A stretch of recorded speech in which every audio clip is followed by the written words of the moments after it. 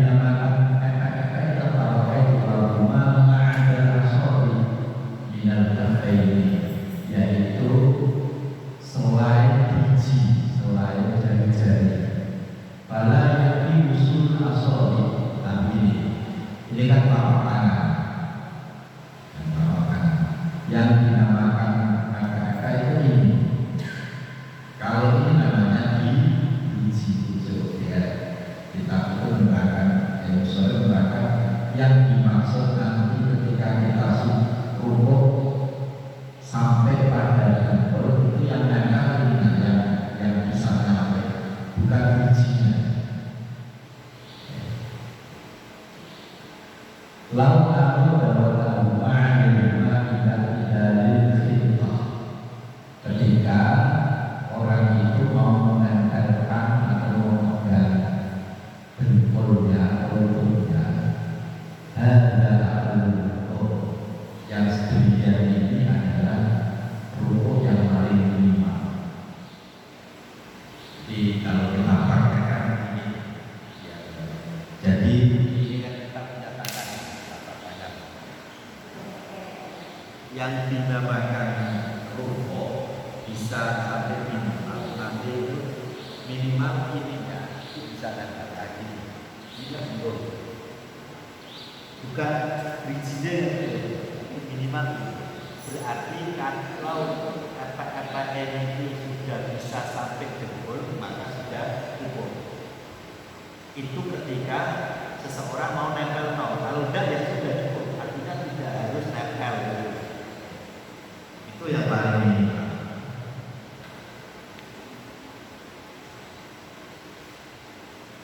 Wa sunnahul hukmi tasyiatu dhahri wa umkin. Wa sunnah disunahkan hukmi dalam hukum tasyiatu dhahri jijibna bener wa umkin lah dulu bi ayyam dahuma hatta yasira tasabihati wa bidahri tiba. Jadi gambarannya geger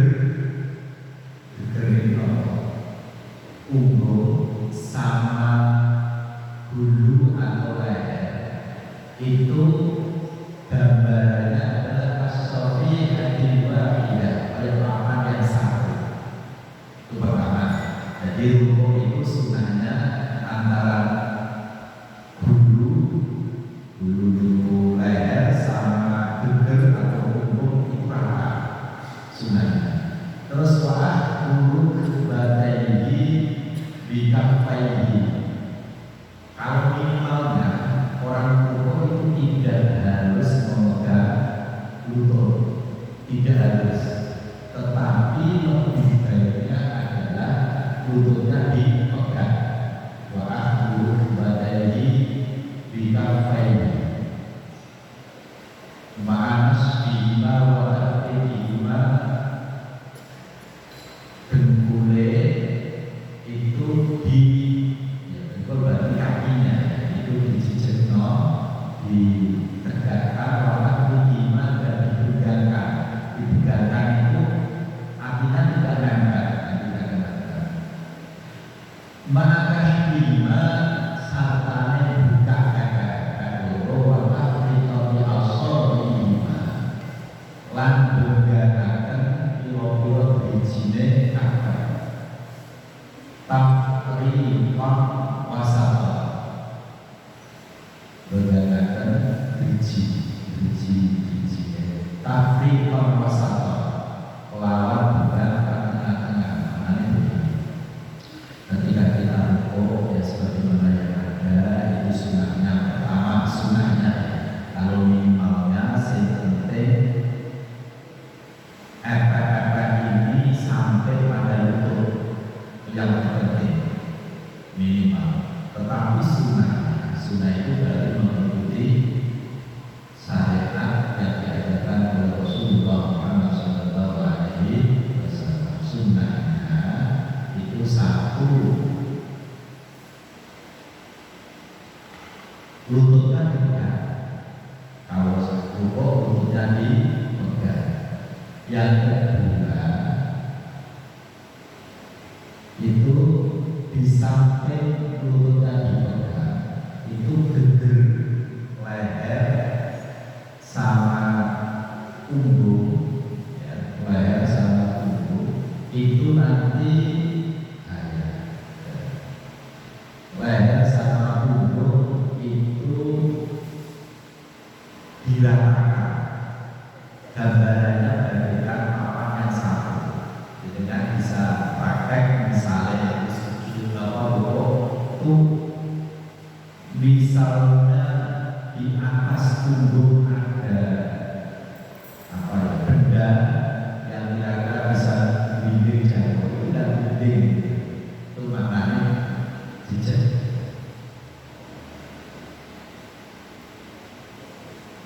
Bisa digambarkan dibayangkan ya.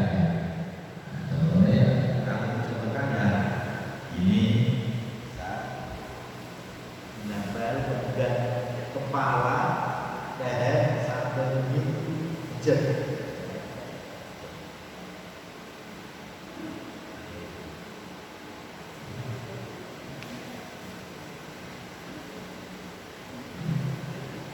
Bagaikan seperti satu lapak.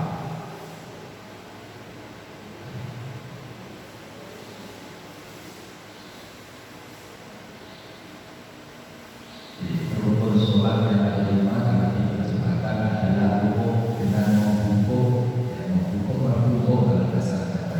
Sekira dua telapak tangan atau dua telapak tangan. Nah, ini keterangan dua telapak tangan itu yang dimaksud bagaimana? Dua telapak tangan adalah anggota selain jari-jari tangan, yakni dari telapak tangan maka tidak lagi sampai jari-jari tangan saja, maksudnya begini.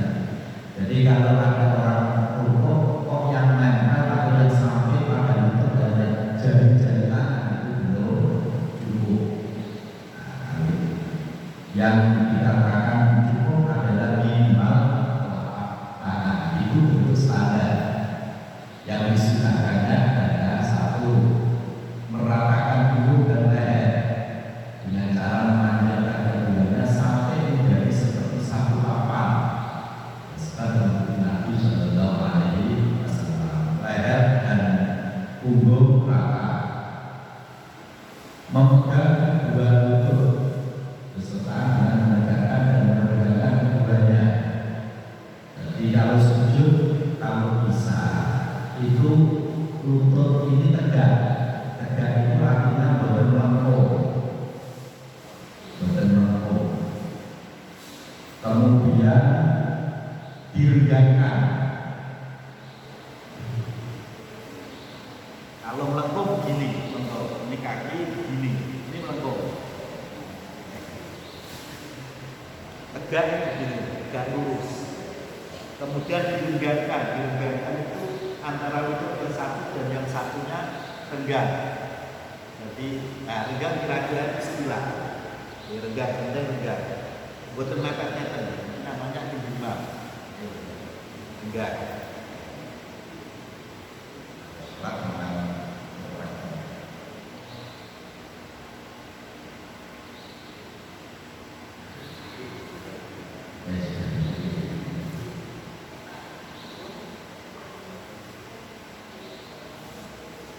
Wa qawlu subhana rabbiyal azim wa bihamdihi thalathan. Dan kita juga disunahkan membaca dalam rukuk itu subhana rabbiyal azim wa bihamdihi thalathan, 3 kali. Jadi dibagi karena itu mengikuti ajaran Rasulullah Muhammad SAW. Kemudian waktu tasbih wa bisujudi mampukan, membaca tasbih dalam sujud dan rukuk itu minimal 1 kali.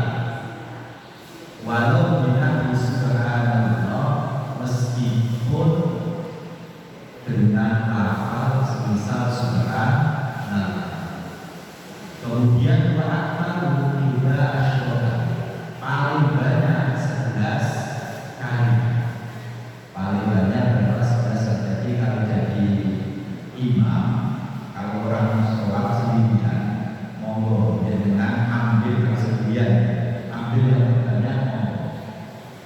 Indah asyara subhanallahil azim wa bihamdihi subhanallahil azim wa bihamdihi 11 kali, minimal 1 kali subuh.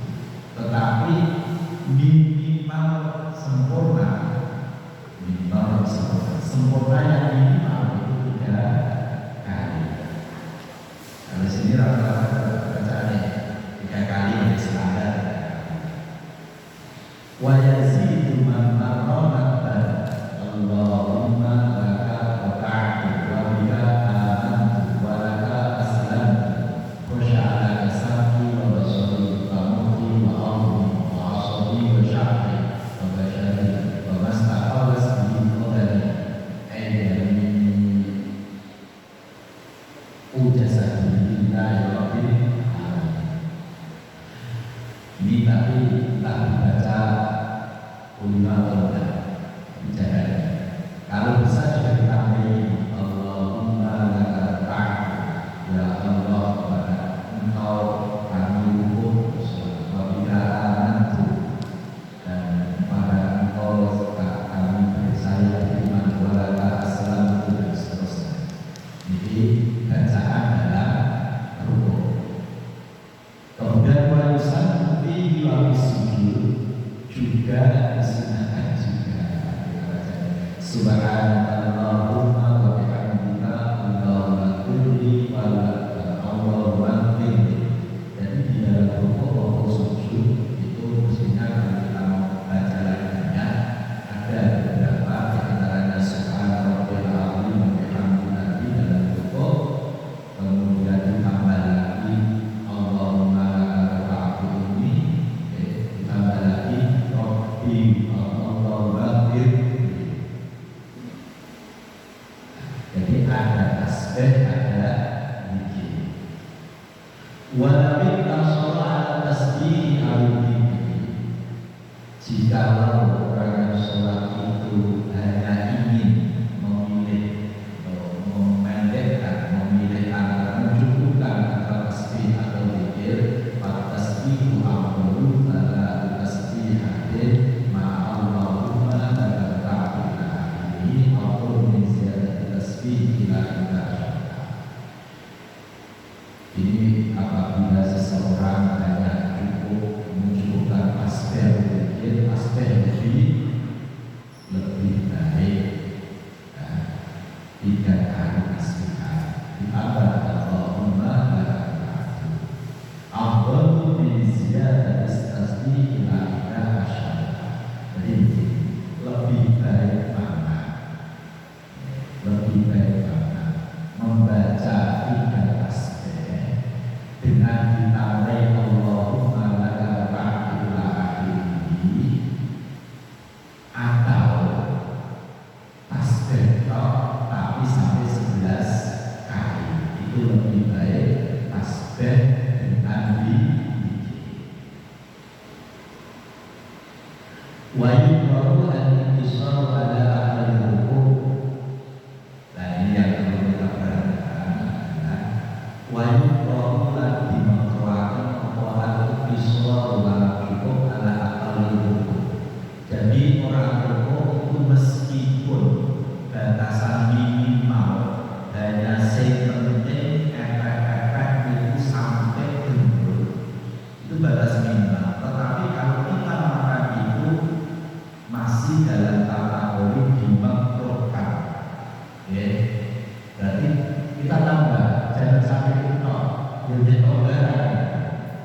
Kemudian wal mubalaghatu fi khamdir ra'si, makruh juga teknik sirai itu kependek kedinginan wal mubalaghatu fi khamdir ra'si ing dalam dinggo mosika anil dhri saking geri dalam rukuk. Rukuk tadi yang gini, kepala silang digeder. Nah akhir pendinginan itu kalau kita praktekkan pakai ini misalnya makruh. Dan mengatakan ini yang mungkin perlu kita hindari ya. Wayu kau al-balagh fi tawasi al-gharibi mak terlalu atau hidup terlalu ya selanjutnya wayusaku tidak untuk orang laki-laki itu disunahkan ayuda dia bilfakohi anjabaina sikut lorone dibunggano dari ini lambung itu bagian samping wabat lalu anfahidai berruku wasujud. Kalau laki-laki sujud dan rukuk tangannya posisinya dipegang dipegang dari apa tadi lambung wanita dan untuk selain laki-laki berarti perempuan maupun orang yang jenis kelaminnya tidak jelas itu lanang gak wedok gak ganji atau wangi ayyahu bima ba'dahu bima. Kalau perempuan itu dalam sujud maupun dalam rukuk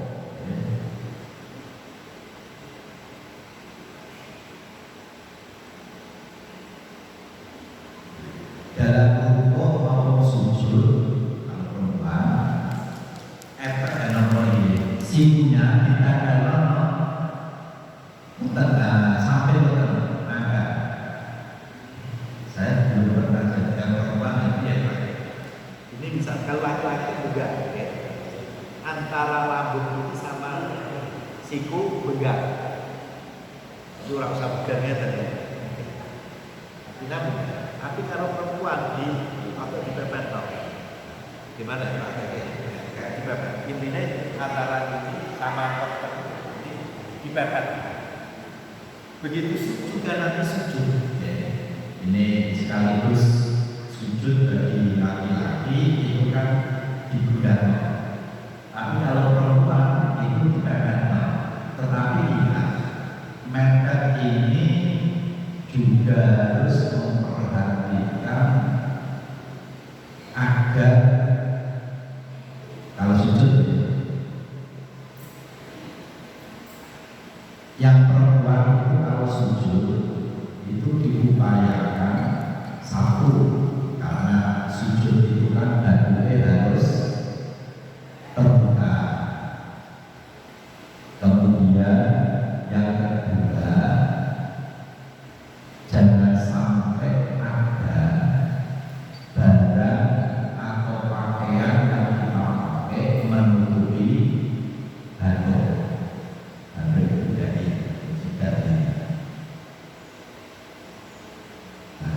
Kalau perempuan itu upayakan sikunya nempel dengan perut atau badan-badan samping dan tetap diangkat. Ini yang jadi perhatian dan tetap diangkat.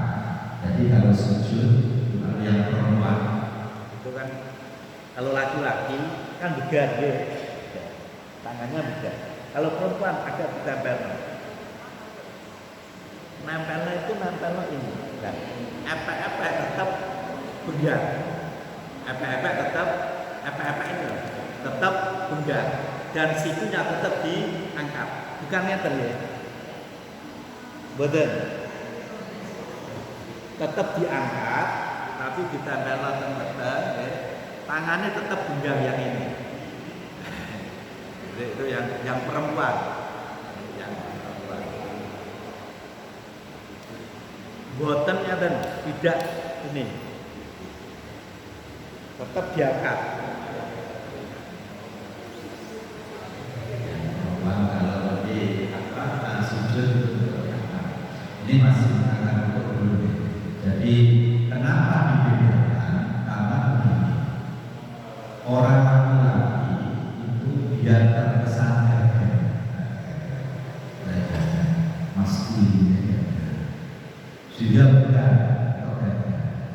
Kalau perempuan itu ditangkap yang karakter perempuan ya supaya untuk feminin ditangkap itu datang.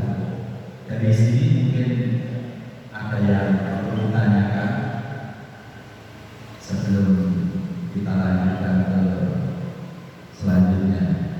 Ini masih dalam keterangan rukuk, karena tadi minggu sujud ya sekalian kita singgung tentang sujud.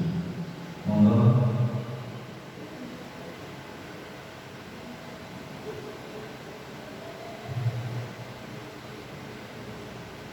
Bapak-bapak, masih ada yang mau ditanyakan?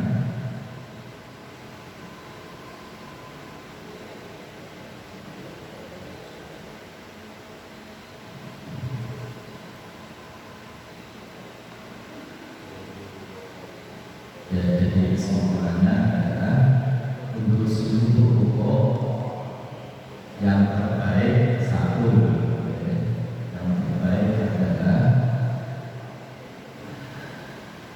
telapak tangannya memegang lutut, yaitu yang terbaik.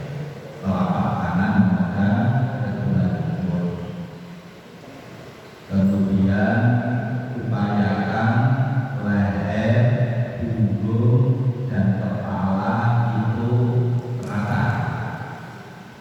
Punggung, kepala, leher rata. Selanjutnya membaca tasbih Subhanarabbiyal azim wa bihamdi. Ya 3 kali. 3 kali itu standar sempurna. Standar. Minimal 1 kali subhanallah.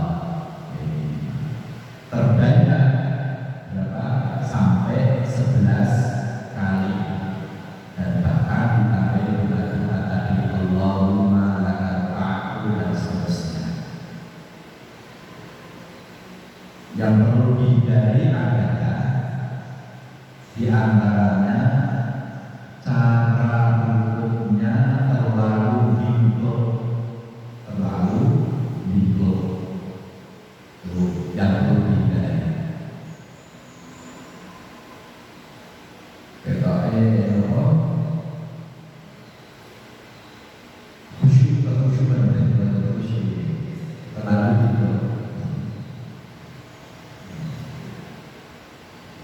Kalau laki-laki dan perempuan ada bedanya, yaitu dalam cara memposisikan tangan siku. Kalau laki-laki dalam rukuk dia antara siku dengan perut atau samping perut itu bukan. Tetapi kalau perempuan dikata akan didapel dengan kata. Dari sini cukup kan ya ini tampil ini peringatan yajibu alla yaksida bibuwi yurfu'i zero. Wajib bagi orang yang sholat ketika dia mau wajib untuk tidak berniat selain rukuk. Kalau mau rukuk, yang niatnya turunnya itu untuk rukuk, tidak boleh yang untuk yang lain. Digambarkan contohnya, walau disujud tilawah, ketika ada orang yang sholat, dia turun mau sujud karena telah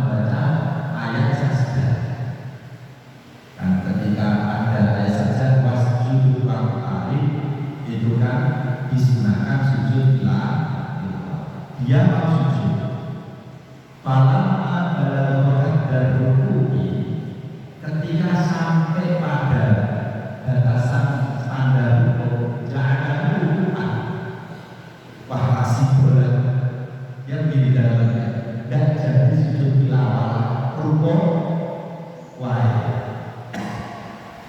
gandarannya orang sholat kan dalam sholat ketika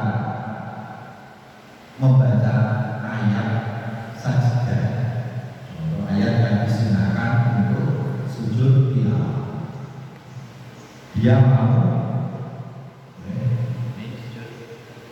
kemudian wasjud waqtari itu kan disunahkan sujud ya turunnya mau sujud sampai batasan rukuk niatnya diurungkan sujud ganti rukuk nah, ini lam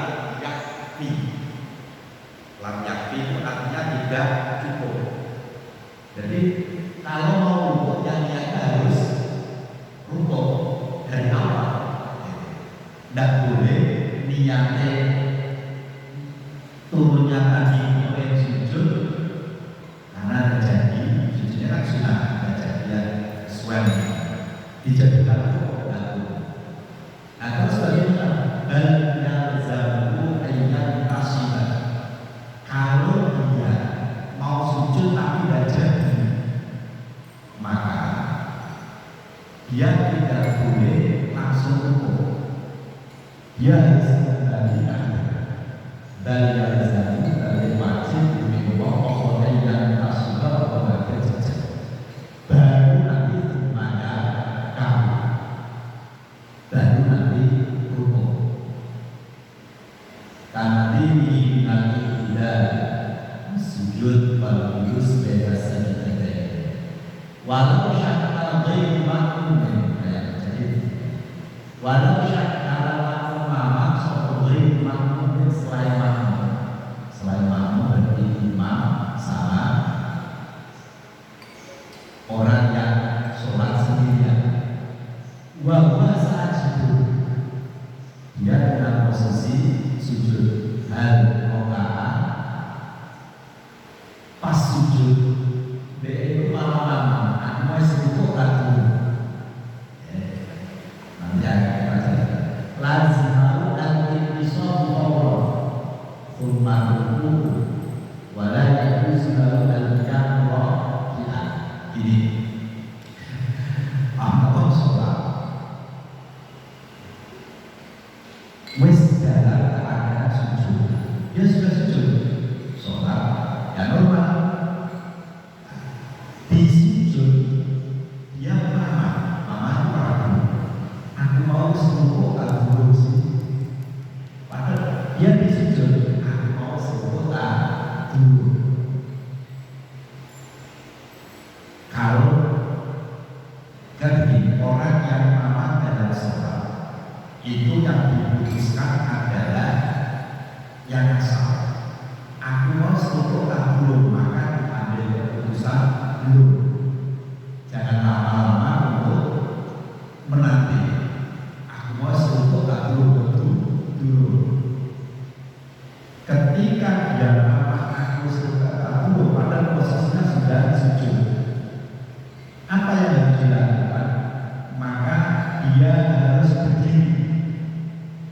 berdiri jejak kemudian baru rukuk tidak boleh ketika posisi sujud dia ragu aku rukuk apa belum dia ke posisi rukuk langsung dari sujud ke rukuk dan boleh karena syaratnya tadi orang rukuk harus niatnya rukuk saya contohkan begini ada orang sholat sudah sujud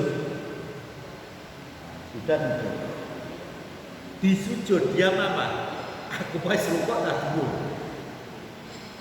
saya tadi wis rukuk tak dulu maka yang diambilkan dia diputuskan durung rukuk itu harus begini nanti langsung ada seret berdiri terjangkap oleh tidak ada apa-apa kemudian baru rukuk niat rukuk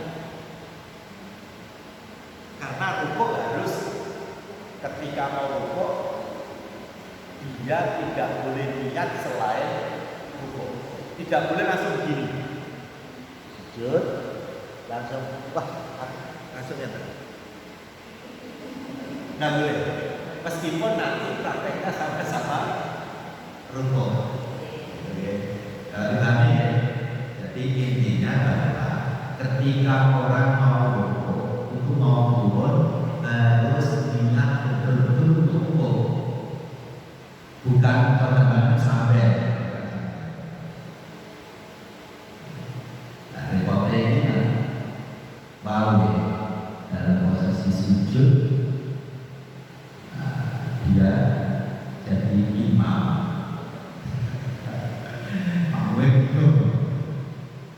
Tadi kan keliru makmum berarti seorang imam yang begitu, orang imam sujud, terus imamnya mana? Aku mau keseluruh pokok dulu, maka imam itu memutuskannya belum, karena memang dalam aturannya wes tak belum diambil dulu, wes tak belum maka diambil dulu. Beda dengan kita jual di dalam ibadah itu wes aku dulu yang ada apa dulu 3,4 diambil 3 yang segini, karena yang segini tadi sudah pasti 3, yang 4 masih ragu. Tapi kalau dua jangan pakai beda itu. Aku mau jajan tahu apa ambil beda itu. Berarti tahu dua, boleh remuk ya. Nah, ya. Kalau sholat itu, sholat 3,4 maka ada jadi imam. Wes sujud, kemudian dia apa? Wes sujud aku imam harus ambil sudah berdiri tegak sebagaimana posisi ngadeg, kemudian baru melakukan rukuk. Itu bingung kan makmum ya? Iya, nanti ada penjelasan bagaimana. Jadi imam atau orang sholat sendiri. Kalau makmum nanti ada dua alternatif, mengikuti menanti imam atau nanti mufaroqah. Dan di sini ada yang perlu ditanyakan sampai rukuk. Baik. Posisi yang makna tadi untuk memberikan apa kepada makmum itu gimana? Allah ada gimana? Untuk memberikan bahwa itu takut dari imam sendiri. Posisi kan sujud. Iya. Ini kan harus berdiri. Dan di antara sujud berdiri ini ada ucapan enggak untuk seperti imam? Misalnya imam yang tak hendak untuk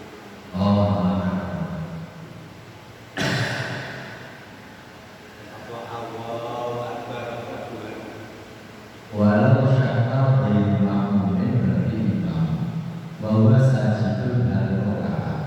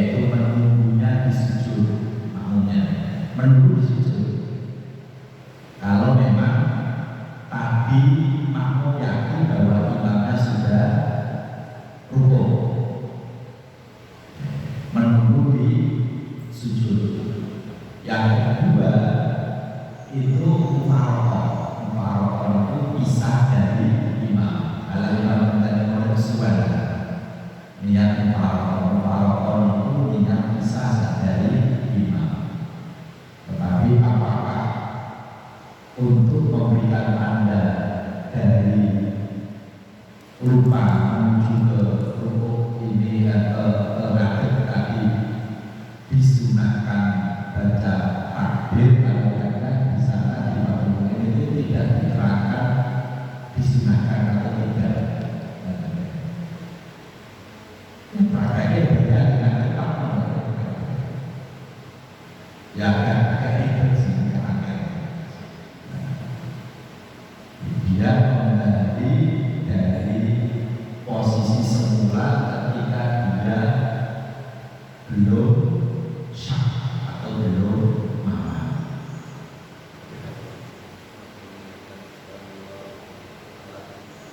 Nah, makmumnya biasanya nanti kan ingat ada dua mengingatkan subhanallah. Ya bisa saja, tapi imam itu kan ngomongnya dia melakukan sesuatu yang dia kan mama ya wes mama, karena yang diambil dari memutuskan mama itu adalah dia mengambil yang belum. Nah, bila mampu ya kalau dia langsung ingat ya sakit ya ada lain.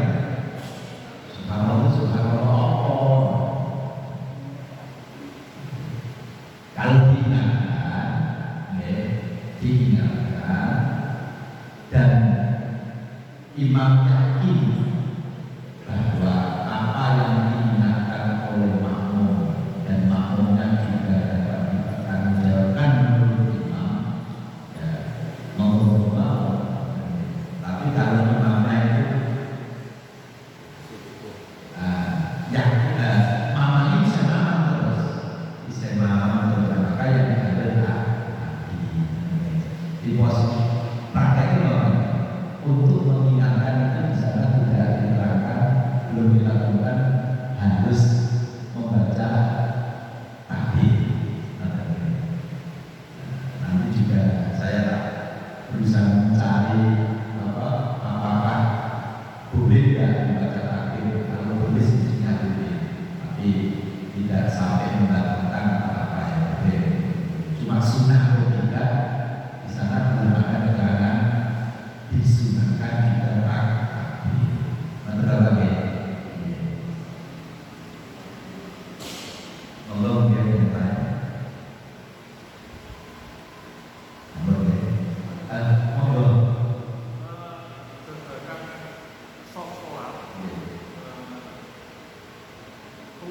urutan dari depan ke belakang. Setahu saya dari kecil, yang terjadi di masjid ada anak kecil di belakang imam persis. Setahu saya dulu kalau misalnya di belakang orang kan tahu babakan sholat. Takutnya suatu ketika pas imam sholat batal atau salah sholat. Biasanya kan yang di belakangnya yang mengingatkan. Yang terjadi di sini ada di belakang. Ya, jadi mungkin orang tua sini mau menegur sedikit riskan, takutnya tersinggung. Jadi mungkin sedikit gambaran untuk di belakangnya imam persis ada hukumnya atau ada jadi mungkin yang salah hati ada anak kecil di belakang imam.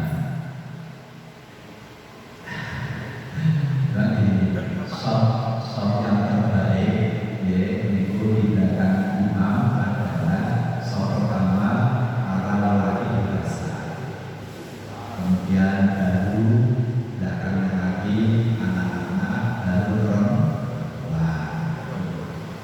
Kemudian tujuannya apa? Diharapkan imam itu ketika nanti batal ada makmum yang menggantikan, sehingga itu diupayakan bahwa yang digunakan imam pas sebenarnya untuk menggantikan imam tidak harus orang yang ada di belakang imam pas, tidak harus. Bisa jadi orang itu agak di sampingnya. Tetapi tadi untuk urutan sholat itu memang yang sholat pertama atau depan itu laki-laki dewasa, baru anak-anak, baru perempuan. Kemudian ketika nanti kasus yang lain, ketika nanti imam benar, maka makmum itu bisa menggantikan posisi imam. Siapakah yang menggantikan? Tentunya makmum yang dianggap layak. Dan sing imam pas dan layak. Gak layak atau tidak, maka selain orang tersebut bisa menggantikan imam meskipun tidak di posisi belakangnya persis. Terus bagaimana menggantikan? Jadi imam untuk mengimami melanjutkan makmum itu bisa hanya maju. Kira-kira kalau imam itu posisinya di depan makmumnya sudah cukup. Tidak harus ke mihrab. Tidak harus ke mihrab. Untuk mihrab ini, kemudian imamnya batal. Nah, yang ada di belakang ada gak layak atau mungkin gak berani. Maka yang selain ini itu bisa misalnya posisi sini itu menggantikan tidak harus maju ke mihrab, tetapi sebenarnya dia itu bisa menjadi status imam dengan cara apa? Sebenarnya lebih maju sedikit daripada makmum yang lain. Karena kalau harus maju ke mihrab itu butuh kepiawaian. Majunya kan orang-orang sampai 3 kali. Itu nak orang laki-laki orang muda. Tetapi kalau yang maju 1 langkah itu kan agak mudah.